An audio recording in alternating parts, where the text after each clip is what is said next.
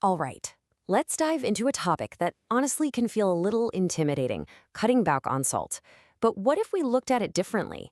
What if this wasn't about what you have to give up, but about discovering a whole new world of flavor that's also amazing for your heart? Let's explore how to do just that.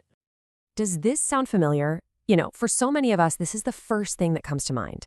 The doctor starts talking about blood pressure, and we immediately think, oh, great, a lifetime of boring, tasteless meals. It's such a common feeling, and it makes taking care of our health feel like a total chore. But here's the big question we're going to tackle. What if we could just flip that script completely? What if this journey could actually lead you to meals that are more vibrant, more interesting, and yeah, even more delicious than what you were eating before?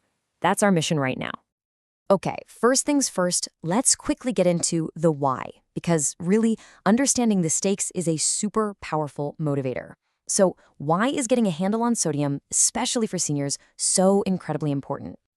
Let's start with just how big this issue is. A really staggering 58% of seniors on Medicare are dealing with high blood pressure. Think about that. That's more than 1 out of every 2 people. This isn't some small niche problem. It's a huge public health concern. And, the consequences are incredibly serious. Heart disease is a leading cause of death in the United States. It's responsible for 1 out of every 4 deaths. And the line connecting high blood pressure to heart disease, it's direct and it is undeniable. Here's where it gets really eye-opening. This huge gap between what experts recommend and what's actually happening. The American Heart Association says the ideal limit is about 1,500 milligrams of sodium a day. But the average person? We're taking in more than double that, over 3,400 milligrams. We are just consistently overloading our systems. So how does that overload actually cause harm? Well, it's pretty straightforward. When you have too much sodium, your body hangs on to extra water to try to dilute it. This literally increases the amount of blood in your blood vessels, which jacks up your blood pressure. It puts a constant strain on your heart and your arteries. It's like turning up the pressure in a garden hose and just leaving it on, day after day. So, okay, we know we're eating way too much salt. The obvious fix is just to hide the salt shaker, right? Well, that's only a tiny, tiny piece of the puzzle. The real culprit is actually hiding in plain sight. Just look at this comparison for a second. Our bodies only need about 1/4 teaspoon of salt each day to work properly. 1/4 teaspoon. But the average American eats 5 or more teaspoons. That's 20 times more than our bodies actually need. 20 times. So where on earth is all of it coming from? It's hiding right here. The huge majority of the sodium we eat isn't what we sprinkle on our food at the table. It's added long before it ever gets to us, during processing. It's used to preserve food, extend shelf life, and, let's be honest, to make cheap ingredients taste a lot better. This means even foods that don't taste salty can be absolutely loaded with sodium. All right, enough about the problem. Let's get to the good stuff, the solutions. And believe me, the solution is delicious. We're going to give you 4 fantastic, totally free online resources that are about to become your new best friends for finding amazing low-sodium recipes. First up, we've got Eating Well. This site is an absolute powerhouse. It's well known for focusing on healthy meals that are actually easy to make. And they have a massive collection of low-sodium recipes that are anything but boring. What I love about Eating Well is how organized it is. You can easily search and filter not just for low sodium, but for other health needs too. So if you're also managing diabetes or watching your carbs, you can find recipes that tick all the boxes in just one click. It's just so efficient. Okay, let's move on to tool number 2, Taste of Home.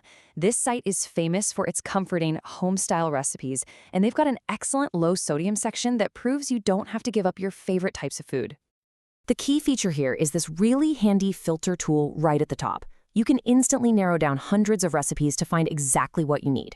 Are you looking for a quick low-sodium dinner that's also low-fat? A couple of clicks, and boom, you've got a whole list of perfect options. Our third resource is a bit of a hidden gem. It's called Low Salt Kitchen, and the name pretty much says it all. The entire website is dedicated to low-sodium cooking. That's it. That's their whole thing. And because the whole site is so focused, the organization is beautifully simple. You just browse by the type of meal you're in the mood for, breakfast, dinner, even snacks and desserts. It takes all the guesswork out of it and makes finding some inspiration so easy. And finally, we've got a site that many of you probably already know and love, All Recipes. They have this huge collection of recipes from home cooks all over, and that includes a really significant section just for heart-healthy options. Now, All Recipes works a little differently. It doesn't have those super specific filters like the others, so you might have to do a little more scrolling. But, and this is a big but, it has a superpower, the search by ingredient function. Let's say you have some chicken and broccoli in the fridge. You can just plug those in and find a heart-healthy recipe that uses what you've already got. It's a brilliant way to cut down on food waste. So, we've covered the why, the where, and the how. We know why this is so important, we know where all that sneaky salt is hiding, and now we know how to find some incredible recipes. So, let's talk about the most important part, actually taking that first step. Before we jump into an action plan, I really want this message to sink in. This is not about being perfect overnight. It's about making small changes that you can actually stick with. Every single flavorful, low-sodium meal you make is a win. It's a win for your health.